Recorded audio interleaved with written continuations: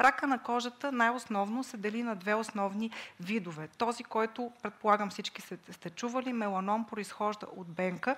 Бенката може да се промени във времето, може да има опорождение, може да се яви в последствие. Но има и друг вид кожен рак, който е по-слабо познат, така наречените кожни карциноми. Това са вид много често срещан рак, който за съжаление в практиката не се познава и рядко се забелязва.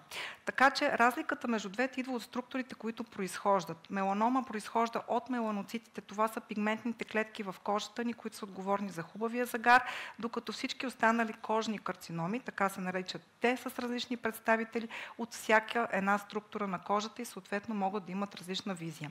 От тук нататък, за да мога да бъда полезна за вас, съм подбрала някои снимки от практиката ми, според мен доста безобидни, но все пак, който не иска да ги гледа, моля, ще предупреждавам преди снимки.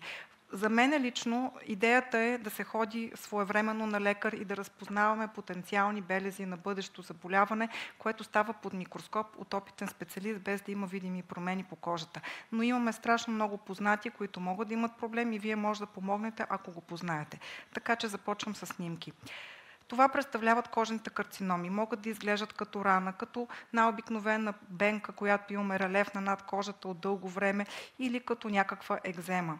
Така изглежда малигнения меланом. Това е пигментен тумор, който се разраства от бемка. Това е напреднало заболяване и съответно може лесно да се разпознае. Първата снимка е под микроскоп. Кожният карцином, базоцелуларния, е най-честия му представител, е в 80% от случаите, т.е.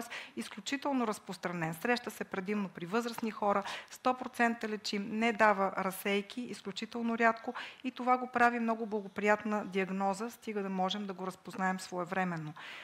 Появява се при хора, които са се излагали системно на под слънчевите лъчи, било заради работа на открито, било заради това, че са имали множество изгаряния в миналото, най-вече в ранна възраст. Винаги е локализиран по зони, които са излагани на слънце. Това са лице, деколте, ръце и предимно при възрастни пациенти над 70 годишна възраст, т.е. баби, дядовци, това е рисковия контингент. Все по-често, за съжаление, го виждам при млади хора, но то не променя хода на заболяването. Т.е. отново е 100% лечим и отново не крие някакви рискове за в бъдеще.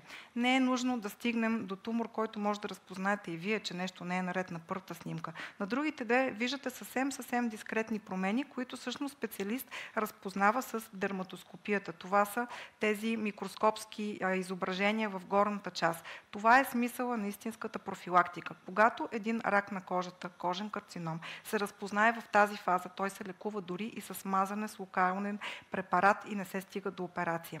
Много е важно своевременно да се направи диагнозата. Колкото по-рано се отиде на преглед, толкова по-добре.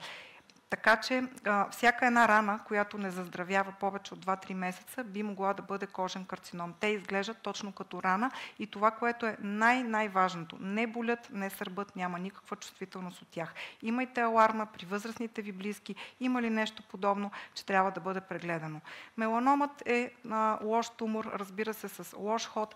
Чували сте за него, проистича от бемка, рядък е, но е отговорен за така доста голям процент на метастазиране и на лош изход, но най-вече в миналото. Живееме в ера, в която ракът вече е лечим. Специално за меланома от 15 години насам има революция. Колкото по-рано се бъде установен, толкова по-голям е шанса да бъде един невидим герой в нашия живот и да се справим с него.